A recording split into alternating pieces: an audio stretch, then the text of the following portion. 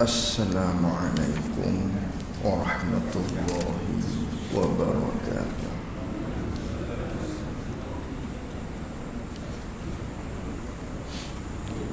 Bismillahirrahmanirrahim. Alhamdulillahi rabbil alamin.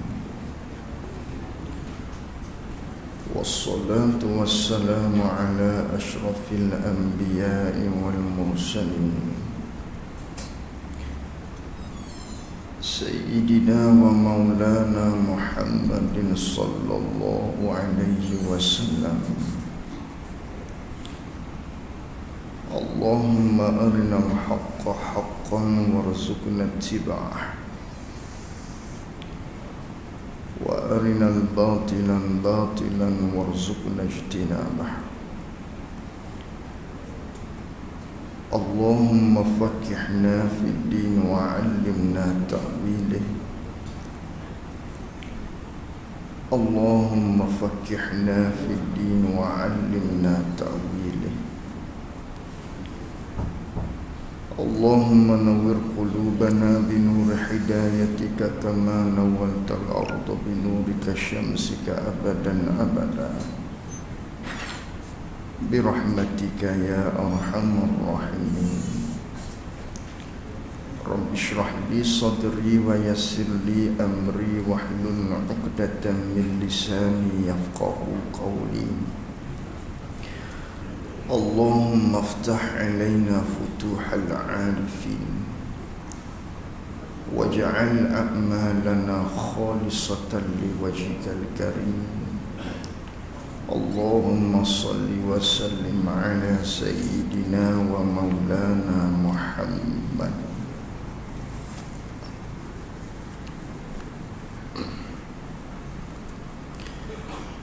Muka surat 12, halaman yang ke-12, perenggan yang di bawah. Qala al-muallif rahimahullahu ta'ala wa nafa'ana bi'ulumihi wa bi'ulumina fid daraini amin.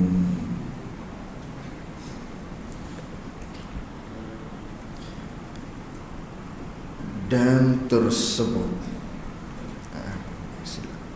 atas lagi, dan adalah budak-budak itu, kanak-kanak itu, kanak-kanak mana? Kanak-kanak sebelum daripada baligh itu, sebelum kanak-kanak itu baligh, ialah kanak-kanak yang sebelum lagi baligh itu di dalam Tuhan, di sisi Allah Ta'ala. Kanak-kanak yang sebelum lagi dia baligh di sisi Allah itu ialah free. Free atau kalau silap eja, cuba baiki free, F-R-E-E lah, bahasa orang putih tu. Bahasa Inggeris free maknanya percuma, hadiah daripada Allah. Jadi kita sambung lagi muzakarah kita menerusi kitab Risalah Tazkirah, di mana pada pertemuan kita pada kali ini pengarang mendatangkan beberapa cerita-cerita ataupun kisah-kisah kita, yang mana kisah ini telah berlalu pada diri kita masing-masing, iaitu ketika mana kita tu di zaman kanak-kanak belum balik. Umur ni umur yang telah kita lalui, yang mana pengarang kita menceritakan kepada kita satu persatu berkaitan dengan umur yang kedua, bermula daripada saat kita keluar daripada perut ibu kita dan dia akan bincang sehinggalah kita tu meninggal dunia di umur yang kedua ni. Setelah sebelum ini membicarakan berkaitan dengan ketika mana kita berada di dalam perut ibu kita, yang kita pada ketika itu adalah daripada nutfah setitik air mani. Kemudian berpindah pula kita pada step yang seterusnya, proses yang seterusnya, iaitulah kita lahir daripada perut ibu kita dan membesar. Pada pagi ini pula kata pengarang rahimahullahu ta'ala, dan adalah budak-budak ataupun kanak-kanak itu sebelum lagi baligh itu, belum lagi pada balik kanak-kanak ni di usia 7 tahun, 8 tahun misalnya, umur 9 tahun di sisi mazhab kita Syafi'i umur mungkin baligh.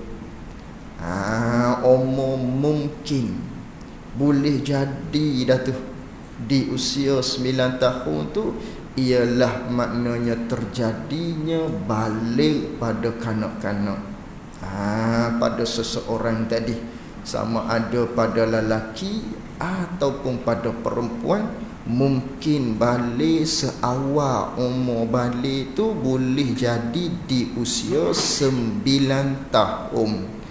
9 tahun mana? 9 tahun Hijriyah, 9 tahun bulan Islam. Maka bulan Islam dengan bulan Masihi ada perbezaan hari-harinya, maka perlu dikira. Dikira daripada bilakah tarikh lahir seseorang kanak-kanak tadi, yang mana kalau kita kira tiba-tibanya keluar mani contohnya, ataupun bagi perempuannya keluar darah haid.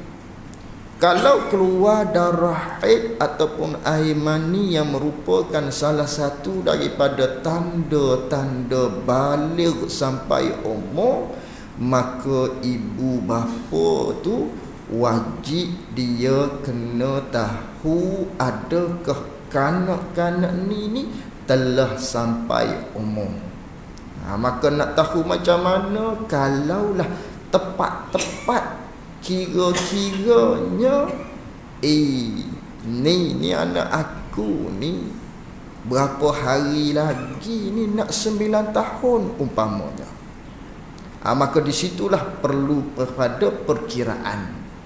Jika keluarnya tanda-tanda balik tadi 15 hari lagi nak dekat, nak menghampiri kepada 9 tahun di usia tarikh lahir dia, hak bulan Hijriyah, 14 hari lagi nak hampir, 13 hari lagi, 12 hari lagi, 10 hari lagi, baru sampai 9 tahun. Kalau kira-kira tiba-tiba keluar dah tanda balik tu, sama ada mani ke ataupun darah haid, maka dikiranya itu kanak-kanak telah baligh, kerana telah menghampiri kepada 9 tahun. Tapi kalaulah 16 hari lagi, 17 hari lagi jangka masanya baru sampai usia 9 tahun Hijriyah, 16, 17, 18, 19 ke atas, maknanya makin menjauh. Hak tadi makin menghampiri 15 ke bawah, sekarang makin jauh 15 ke atas. Maka bagaimanakah hukum? Sedangkan telah keluar dah, maka tak balik lagi. Kerana apa? Tak cukup lagi umur minimum, umur seawal-awal balik mazhab Syafi'i 9 tahun takriban. Lebih kurang, takrib maksudnya lebih kurang. Lebih kurang tu dengan makna bagaimana? Jika berlaku hak rupa masalah tadi, dengan bahawa 14 hari lagi, 13 hari lagi, 12 hari lagi menghampiri kepada 9 tahun keluar, maka baliklah. Andainya masih jauh lagi, 16 hari lagi ni, 17 hari lagi ni, 18 hari lagi ni, tapi keluar dah, kira belum balik lagi, kerana bukan masa seawal-awal mungkin bagi balik. Itu di sisi mazhab kita Imam Syafi'i rahimahullahu ta'ala. Jadi ketika mana kita tu belum balik, usia 7 tahun, 8 tahun misalnya, kita pada ketika itu di dalam Tuhannya free kita pada ketika tu. Di sisi Allah Ta'ala kita pada ketika itu percuma hadiah daripada Allah umur tersebut. Apa makna hadiah daripada Allah? Free umur kita pada ketika itu, percuma umur kita pada ketika itu, yakni dengan makna tidak diberatkan apa-apa beratan, yakni ke atas kanak-kanak yang belum lagi balik pada ketika itu. Tak diberatkan apa-apa, tak diberatkan apa-apa beratan. Apakah hak berat tu? Hukum syarak. Hukum syarak tu berat. Berat nisbah nafsu, mukallaf, taklif. Hukum syarak ni namanya taklif. Hukum taklif. Apa hukum taklif? Hukum yang 5. Itu hukum taklif. Hukum yang ada padanya keberatan. Itu maksud dia. Taklif ni hukum yang mempunyai padanya berat, iaitu berat nisbah nafsu. Kerana itu nama taklif. Jadi hukum taklif ni ada 5. Mana hak beratnya? Hak beratnya yang pertama dikatakan berat tu, munahasabah dikatakan taklif, iaitulah berat. Yang pertama di antara hukum taklif, wajib. Wajib. Apa makna wajib? Ma yusabu ala fi'lih wa yu'aqabu ala tarkih. Perkara yang dijanjikan oleh Allah Ta'ala kalau kita buat, Allah janji nak beri pahala. Manakala seseorang itu tinggal daripada buat, Allah janji nak siksa. Allah janji nak siksa. Tinggal dosa, buat pahala. Antaranya sembahyang 5 waktu. Berapa ramai hak tinggal solat? Sebab apa? Berat nisbah nafsu. Puasa dalam bulan Ramadan, betapa ramaikah daripada kalangan mereka-mereka yang tidak berpuasa, makan senyap-senyap di siang hari. Kerana apa? Tak mampu tadi. Berat nisbah nafsu dia. Sebab tu dinamakan hukum taklif. Hukum taklif iaitu sesuatu yang ada keberatan, yakni keberatan tu nisbah nafsu hamba tadi nak buat tu. Itu wajib, berat. Yang kedua sunat. Ma yusabu ala fi'li wa la yu'aqabu ala tarki. Itu sunat, ta'rif dia. Perkara yang kita buat dijanji oleh Allahnya nak beri pahala. Tapi kalau kita tinggal dia, Allah Ta'ala tak janji apa-apa. Dengan maknanya tak beri dosa. Allah Ta'ala tak janji dosa kepada orang yang tidak melakukan yang sunat tadi. Tapi kalau buat, Allah nak beri pahala ganjarannya. Pun berat juga. Berat nisbah nafsu kita.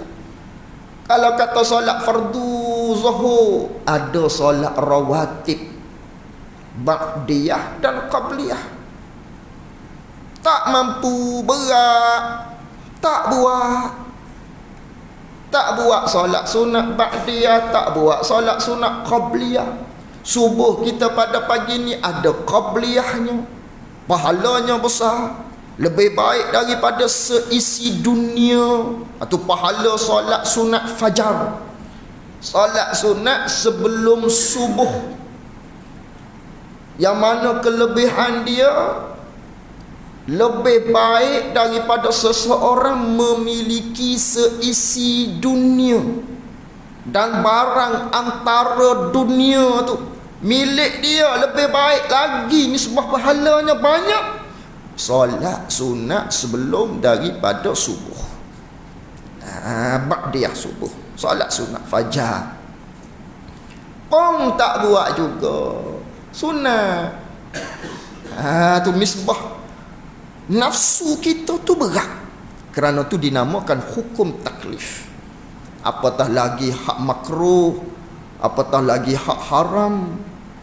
Yang mana makruh ni benda yang dikeji, dimarah, dimurka, benda hak Allah tak berkenan, atau panggil makruh. Benda hak Allah Ta'ala tak berkenan, itu makruh. Cuma kalau buat dia tak berdosa, buat dia pun berat juga nak tinggal. Misalnya hak merokok, payah nak tinggal. Itu nisbah nafsu kita berat. Hak haram, apatah lagi. Hak jenis nafsu tidak diulah dengan ilmu, maka dia akan melakukan kemaksiatan kepada Allah. Seronok dengan melakukan maksiat, suka hatinya dengan melakukan maksiat kepada Allah. Itu panggil hukum taklif. Wajib, sunat, haram, makruh. Satu lagi, harus. Kalau kira harus ni tidak termasuk dalam hukum taklif, sebab tidak ada berat. Nak buat boleh, tak mahu buat boleh. Nak makan harus, nak buat boleh, tak mahu buat boleh. Nak berjalan kereta boleh, nak naik kereta boleh, nak berjalan kaki boleh, harus. Apa keberatannya? Tidak ada keberatan hukum harus. Tetapi masuk dalam golongan taklif, masuk dalam golongan wajib, sunat, haram, makruh juga. Kerana dia bersendiri, kira masuk dalam golongan takdilah. Contoh, kita beramai-ramai ni nak musafir ke Kelantan dalam satu buah kereta. Dalam satu buah kereta tu ada seorangnya bukan daripada masjid seksyen 17. Mari daripada Jalan Kebun seorang ni. Apabila bertemu di kedai di RNR berhenti, orang tanya, mari daripada mana ni ramai-ramai ni? Nak jawab apa? Mesti kita jawab, mari daripada seksyen 17, ramai-ramai ni rombongan daripada seksyen 17 ni. Walhada hak bukan daripada seksyen 17, seorang dua tadi tu. Tapi oleh kerana ramai begitu, pakai kira seksyen 17 semua sekali. Sama juga haruh tu. Haruh tidak termasuk dalam hukum taklif. Hak hukum taklif, hak ada keberatan ni, wajib, sunat, haram, makruh, 4. Harus ni dia sendiri-sendiri, dia masuk puak juga, dikatakan hukum taklif. Maka ni hukum taklif. Lalu tu 5 hukum ni kita pikul dia. Nama kita pula pada ketika itu yang memikul hukum taklif, nama kita mukallaf. Tukar sedikit je nama. Asalnya hukum tadi wajib, sunat, haram, makruh, taklif hukum tu. Maka kita hamba Allah apabila balik, pikul 4 hukum ni, 5 hukum tersebut pikul atas diri kita. Tiap-tiap kelakuan kita, gerak-geri kita, perjalanan kita, bergeraknya kita tak lepas lepas daripada ada kalanya wajib, ada kalanya sunat, ada kalanya haram, ada kalanya makruh. Paling kurangnya duduk pada tangga harus, tak dapat pahala apa-apa. Paling kurangnya. Tapi jangan berada pada tahap harus, rugi. Upah dia biar jadi sunat. Contoh tidur. Niat kita untuk solat subuh, dapat pahala tidur tu, tidur pahalanya wajib. Oh, besar dalam buku amalan kita catatan. Tidur selama 4-5 jam tu pahala wajib. Berbeza dengan CB, tak niat apa-apa, tak dapat pahala kerana asal hukum tidur tu harus. Tapi orang yang berilmu, ada ilmu tadi, dia olah benda tu daripada harus naik tingkatan kepada biar dapat pahala wajib. Macam mana cara? Dia nak bangun solat subuh. Solat subuh tu wajib. Tangga nak sampai kepada solat subuh tu kena tidur dulu, mengantuk. Tidur tu sebab tu tak bagi mengantuk. Tidur tak di pahala wajib. Tu catatan amal kita akhirat. Maka untunglah tidur pun dapat pahala wajib. Makan kerana apa? Nak buat ibadah.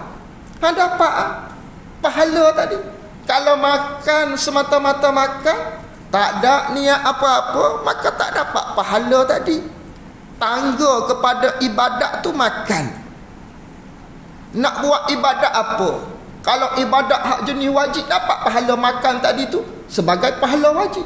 Kalau tangga kita buat kepada ibadat hak sunat, makan tadi, dapat pahala sunat makan tadi. Itu dia mengikut. Tapi kalau kita tak niat apa-apa, maka duduk pada tangga harus. Tidak dicatat pahala dalam buku catatan amal kita, tak dicatat dosa dalam buku catatan amal kita, hanya dicatat makan kelakuan kita, memberatkan mizan di akhirat sajalah. Cuma kita tahu waktu ni kita makan kerana dicatat juga oleh malaikat. Cuma memberatkan amal, rugi berat amal sahaja, tapi tidak menimbulkan kepada pahala di negeri akhirat. Tu hukum taklif. Kita pikul dia. Bila kita pikul ni, mulai di umur balik, start pikul. Bermulalah waktu kita pikul hukum tersebut. Nama kita pada ketika itu mukallaf. Tukar taklif, mukallaf, orang yang memikul hukum taklif. Nama mukallaf. Allah Ta'ala juru yang buat hukum tadi, tuan empunya bagi hukum, nama dianya mukallif. Mukallif kena kepada Allah, merujuk kepada Allah, tuan bagi hukum taklif. Kita nama mukallaf. Mukallif, mukallaf. Mukallif Allah, mukallaf kita yang memikul hukum. Tu beza tu. Mukallaf, mukallif, taklif. Taklif kena kepada hukum. Jadi budak-budak, kanak-kanak yang belum lagi balik, maka berada dalam percuma, free, tidak ada kena pikul apa-apa hukum yang keberatan. Tak ada kena pikul apa-apa 7-8 tahun ni. Tak ada. Lalu tu melainkan dah tak pikul apa-apa kanak-kanak yang belum balik ni, melainkan semata-mata di atas ibu bapa lah. Semata-mata hanya ke atas kita sebagai selaku kedua ibu bapa ni, semata-mata ke atas kita sahajalah mendidikkan kepada jalanan yang baik kepada anak-anak kita tadi. Tugas bagi pihak kita Walaupun anak-anak kita yang belum daripada usianya baligh 7-8 tahun tadi, sungguh pun dia berada dalam free, tidak ada keberatan apa-apa hukum, tak berdosa, dan tak diberi tak pikul pahala lagi, tak pikul dosa lagi di atas maksiat jika dilakukannya, tak ada pikul apa-apa. Tapi tugas itu ada kepada dua ibu bapa untuk didik kepada jalanan yang baik, untuk bimbing pimpin dia kepada jalanan yang baik. Itu tugas dua ibu bapa. Walau anak tadi buat baik, tidak naik dalam buku dia, buat jahat dimaaf oleh Allah Ta'ala, tapi tugas ibu bapa tetap untuk wajib pimpin dia, wajib untuk kita pegang tangan dia, bawa kepada jalanan-jalanan yang baik. Sebagaimana Nabi SAW bersabda, adibu auladakum, ajarilah anak-anak kamu, kata Nabi SAW, ajari anak kamu tu ala thalathi khisalin, di atas 3 perkara ni. Anak mana? Anak hak saiz slipper dia 3. Jangan saiz besar, payah. Di usia anak 7-8 tahun, saiz slipper kecil-kecil ni lah kita nak bentuk dia kepada jalanan yang baik. Maka Nabi SAW bersabda, 3 ni perlu. Didik anakmu hak usia 7-8 tahun ni, belum balik ni, didik anakmu 3 ni dulu. Utamakan 3 ni. Yang pertama kata Rasulullah, hubbi nabiyukum. Mu didik anakmu supaya lahir perasaan kasih dia, suka dia kepada para nabi-nabi kamu. Maknanya ajar akhlak-akhlak Rasul, cerita tentang Rasul-Rasul, kisah Rasul-Rasul, beli buku-buku 25 Rasul, bagi dia baca sebagai pengenalan. Kemudian didik dia dengan akhlak, didik dia dengan adab-adab terlebih dahulu. Cara makan, tangan kanannya, nak masuk masjid kaki kanannya, bercakap dengan percakapan yang sopan. Itu didik akhlak Rasulullah supaya menimbulkan rasa kasih kepada para nabi alaihi wassalatu wassalam.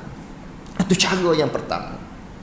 Yang kedua kata Nabi SAW, wa hubbi ahli baitih, dan kamu didik anak-anak kamu tu supaya mereka kasih kepada ahli keluarga Nabi, ahli bait.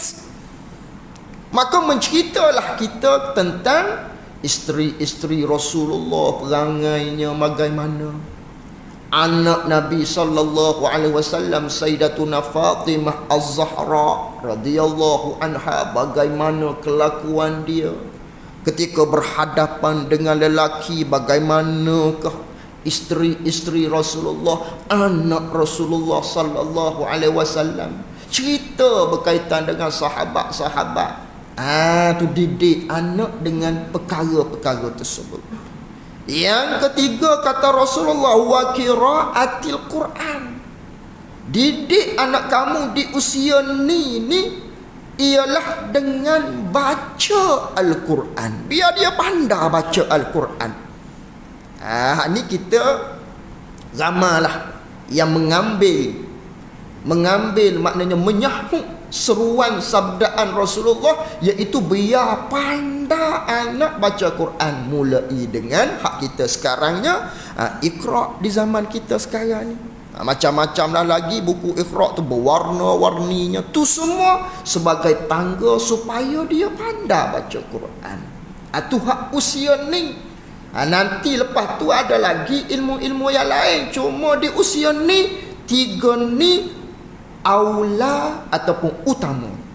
Kasih pada Nabi, kasih pada ahli keluarga Nabi, dan didik dia supaya pandai kena untuk dia baca Al-Quran. Lalu tu Nabi kata, fa inna hamalatal Quran fi zillillah yauma la zilla illa zilluh ma'a anbiya'ihi wa asfiyaihi.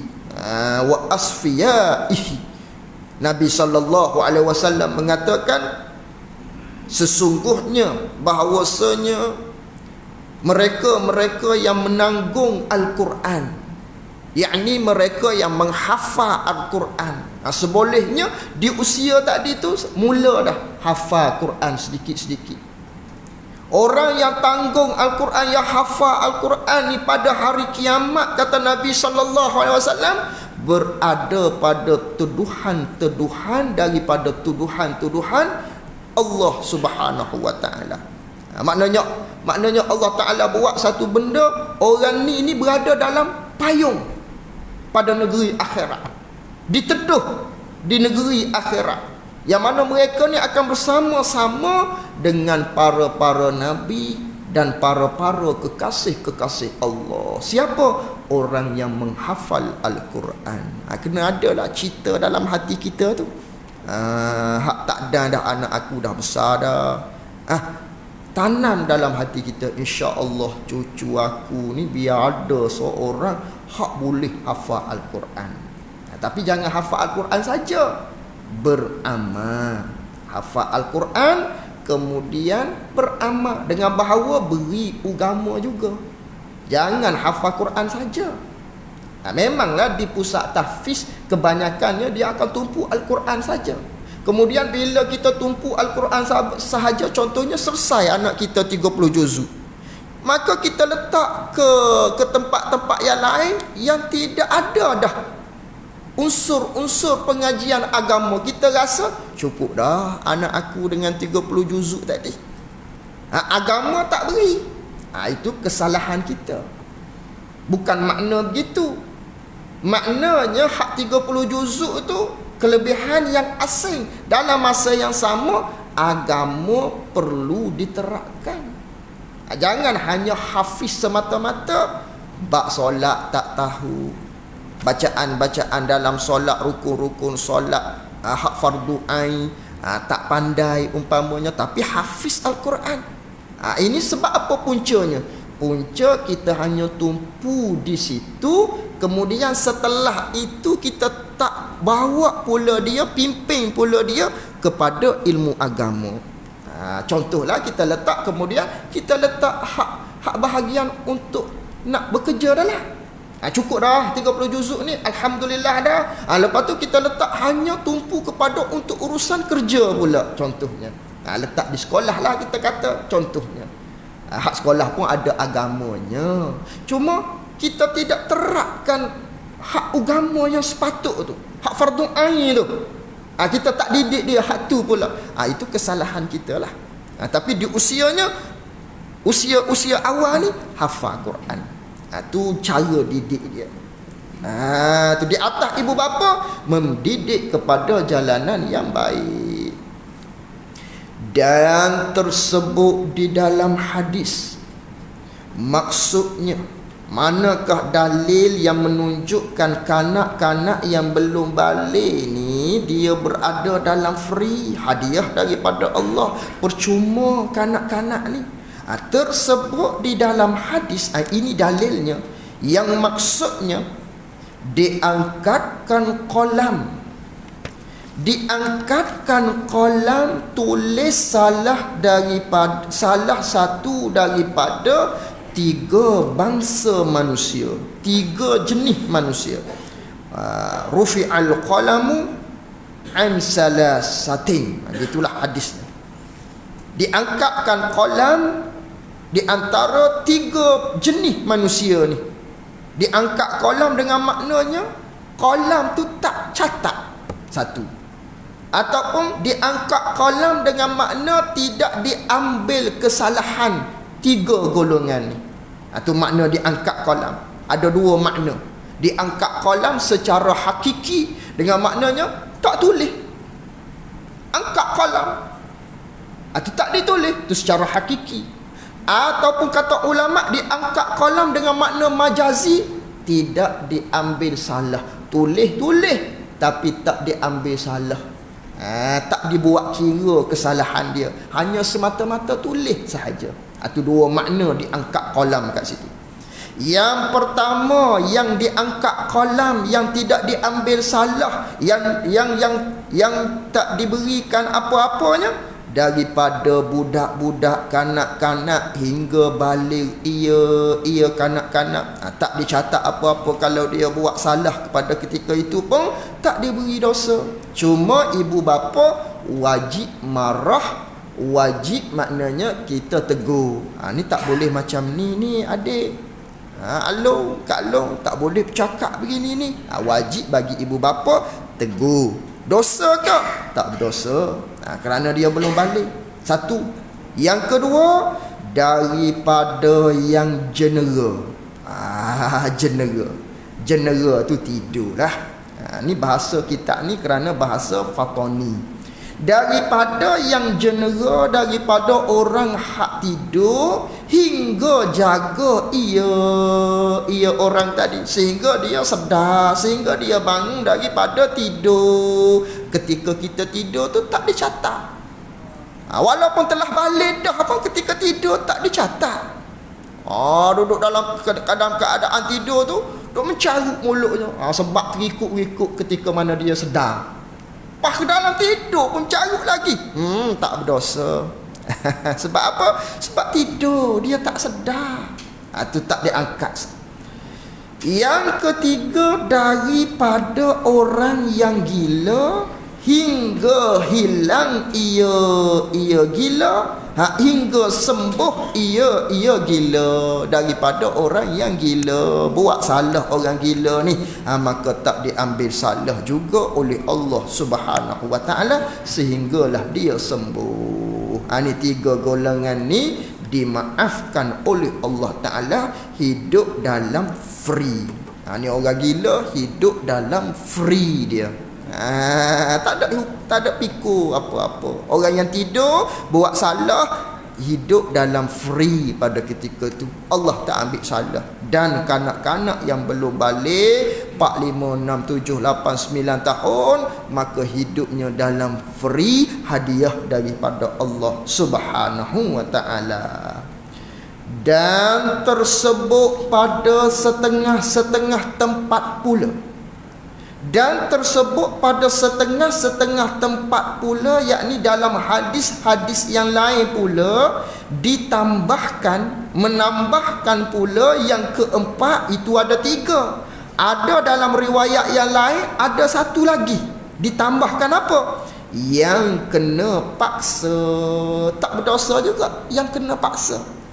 Contohnya kena paksa, mu kena buat begini, misalnya kena paksa dengan syarat-syarat tertentulah. Kita kena paksa buat itu, buat ini. Kalau tak buat kena bunuh contohnya.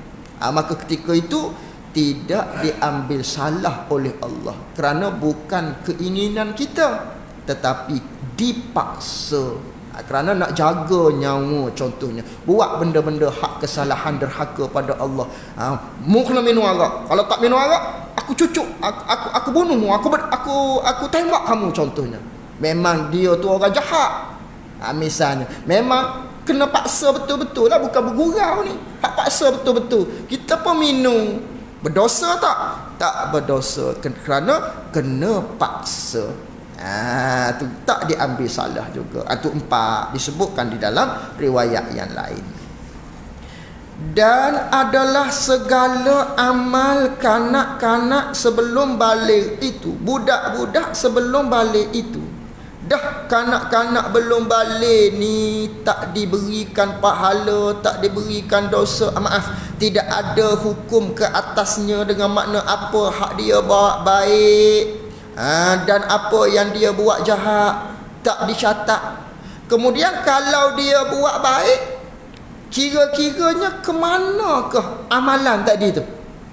Lalu kata pengarang, dan adalah segala amal, segala kerja-kerja buat, amalan-amalan, Budak-budak kanak-kanak sebelum balik itu apa dia? Daripada amalan-amalan yang baik, daripada amalan-amalan yang dilakukan yang baik pada syarak, banyaklah. Kalau dengan lidah bercakap-cakapan yang baik ataupun membaca Al-Quran, dia baru usia 7 tahun baca Quran, ataupun dengan kaki berjalan ke masjid, itu semua pahala tu. Kalau kiranya kita sudah balik tu dapat pahala tu dengan sentuh pegang Al-Quran. Sekarang dia ni belum balik lagi. Bagaimanakah? Ialah ditulis di dalam buk-buk. Tu bahasa Inggeris pula. Buk-buk suratan amal dua ibu bapanya. Diletakkan, ditulis, dicatat amalan anak-anak kita tu dalam buku-buku, suratan-suratan, helaian-helaian amalan dua ibu bapa dia. Ibu bapa mana? Ibu bapa yang Islam. Kalau ibu bapa dia kufur, itu tidak diberi pahala, tak dicatat. Kerana dia bukan ahli iman. Sekarang ni ibu bapa tu Islam. Jadi anak-anak kita tadi tu, dia buat baik di usia 7, 8, 9 tahun, buat baik. Amat tu naik kepada kita di dalam buku catatan, buku amal kita. Di sini nampaklah kekayaan bagi orang yang memiliki anak yang ramah. Orang yang memiliki anak yang ramah, kaya dia akhirat. Kerana apa? Kerana setiap amal anak kita tadi naik kepada kita. Tu hak belum balik. Hak selepas balik pun sama juga, cuma ditulis juga dalam buku amal dia. Hak dia buat baik tu, kita pun dapat juga. Tu setelah balik. Ketika mana kita mati dah, pun ditulis lagi. Tu ramai anak tu kira sendiri amal baik hak dia buat tu. Kalau dia mati di usia 60 tahun, berapa puluh tahun, di tiap-tiap anak kita tu semua dapat kepada kita pahala hak amal baik dia. Amal jahat tak masuk kepada kita, amal baik je. Ini kemurahan Allah, kasihnya Allah, pemurahnya Allah, Rahman Rahimnya Allah. Tu maha pemurah Allah tadi. Kasih sayang Allah tadi kepada hamba dia yang beriman. Begitu. Kalau anak 10 orang, kira sepanjang umur anak dia.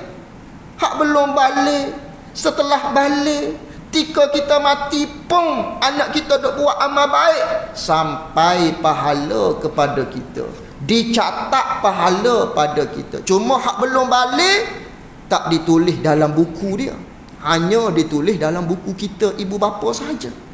Ketika setelah balik, mula catat di dalam buku dia dan dicatat juga dalam buku kita. Tu orang yang memiliki anak. Tapi sungguh pun anak tu nikmat daripada Allah. Kadang-kadang dia akan jadi nikmah dengan qaf. Nikmah. Anak tu nikmat. Anak-anak ni nikmat. Nikmat apabila kita bawa dia kepada melakukan perkara yang diperintah oleh Allah. Ketika itu anak kita tu panggil nikmat. Nikmat. Ketika anak kita tu ada agama, buat segala perintah Allah, anak kita nikmat. Namun jaga-jaga anak kita sebagai pemberian Allah Ta'ala, hibatullah. Anak tu pemberian Allah, kadang-kadang boleh membawa kepada nikmah. Nikmah ni maknanya apabila anak kita tak pimpin dia ke arah perkara-perkara yang diperintah oleh Allah, anak kita sebagai bala pada ketika itu. Nikmah, bala. Sebab tu Allah Ta'ala berfirman di dalam Al-Quran, ya ayyuhallazina amanu inna min azwajikum wa auladikum aduwwan lakum Wahai orang-orang yang beriman, sesungguhnya setengah daripada isteri-isteri kamu, setengah daripada anak-anak kamu tu, anak milikmu tu, aduwalakum, merupakan seteru, musuh kepada kamu. Fahzaruhum, maka jaga-jaga, kata Allah Ta'ala. Anak kita tu boleh jadi bala kepada kita dan boleh jadi nikmat kepada kita. Hak nikmat tadi, kita didik dia kepada jalan yang baik. Akan jadi bala kalau kita tidak didik dia kepada jalan agama, jadi bala pada kita. Kena tanya di akhirat. Itu nikmat bagi orang yang ada anak. Itu anaknya. Anak ni kalau dia mati sebelum daripada balik pun ada habuan kepada kita.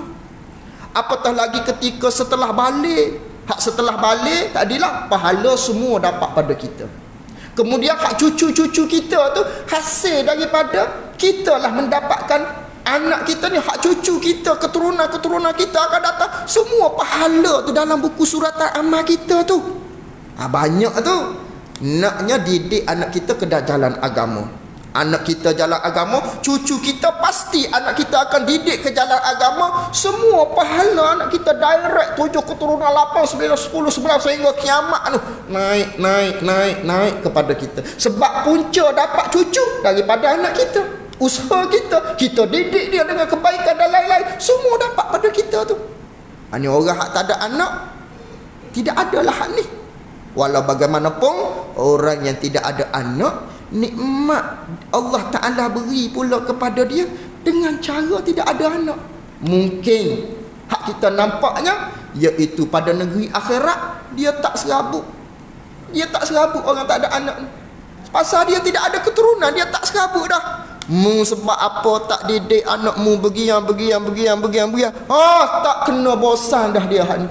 Adapun kita kena tanya hak ada anak. Tapi dalam masa yang sama yang ada anak, ada nikmat yang lain. Apa dia? Setiap amal yang dilakukan semuanya kepada kita. Bahkan kalau anak kita mati ketika kecil belum balik, dia tunggu kita di pintu syurga. Tu Nabi SAW pada satu kali, sebelum kita berhenti, pada satu kali, anna rajulan, ada seorang laki-laki dia datang dalam majlis Nabi SAW wa ma'ahu benulahu. Ada anak dia bawa bersama-sama dalam majlis Nabi. Kecil lagi, belum lagi balik. Lalu tu Nabi tanya kerana dia bawa anak yang belum balik di dalam majlis Nabi. Nabi tanya, atuhibbuhu, kamu kasihkan kepada anak kamu ni, kamu sayang pada dia? Oh, jawabnya lelaki tadi, ya Rasulullah, aku sayang pada anak aku. Tiba-tiba beberapa lama kelamaan meninggal dunia anak tadi, belum balik. Datang dalam majlis Nabi tanpa bawa anak, lelaki tadi. Lalu tu Nabi tanya, manakala dia beritahu dia telah meninggal dunia anak dia hak dia bawa sebelum ni, maka kata Rasulullah, ma yasurruka alla ta'tiya baban min abwabil jannah illa wajadtahu indahu. Maknanya, adakah kamu suka bahawa engkau datang pada tiap-tiap mana-mana pintu di dalam syurga? Mana-mana pintu, muki je mana-mana pintu di dalam syurga tu, melainkan engkau akan dapati anak engkau menanti-nanti engkau di pintu-pintu syurga-syurga tersebut. Mukilah pintu mana pun, masuk pintu ni ada anakmu, masuk pintu ni pun anakmu sedang menantimu, pergi pintu ni pun anakmu sedang tunggumu untuk masuk bersama-sama dengan kamu. Itu kelebihan orang yang meninggal dunia anak belum daripada balik. Itu kelebihan Allah Ta'ala beri. Ni tak boleh nak buat ni. Anak jangan bunuh pula anak aku nak dapat fadilat tadi, bunuh anak. Itu dosa besar. Ni pemberian daripada Allah. Ni anugerah. Hak dapatlah. Hak tak dapat didik anak tadi, yang mana keturunan kita 10 keturunan sampai kiamat tu, kalau kita didik agama semua dapat pada kita. Tu besar. Tu besar, anak-anak ni besar. Maka manakala buat molek oleh dua ibu bapanya pada mengasuh akan dia, akan kanak-kanak yang belum balik, dan menjagakan dia kan kanak-kanak yang belum balik tu seperti yang disuruh Allah, maka dapat pahala lah. Maka yang diharap daripada kurniaan Allah Ta'ala tidak mensia-siakan kedua ibu bapa daripada pahala amal budak itu, kemudian daripada balik apa yang kita telah asuh dia, lepas daripada balik pun Allah Ta'ala akan beri pahala kepada kita, kerana sebab kita lah yang didik dia. Bahkan dapatlah bagi keduanya ibu bapa seumpama pahala amal budak-budak yang diasuh itu. Wallahu a'lam wa ilmuhu wa atam. Jazakumullahu khairan jaza. Assalamualaikum warahmatullahi wabarakatuh.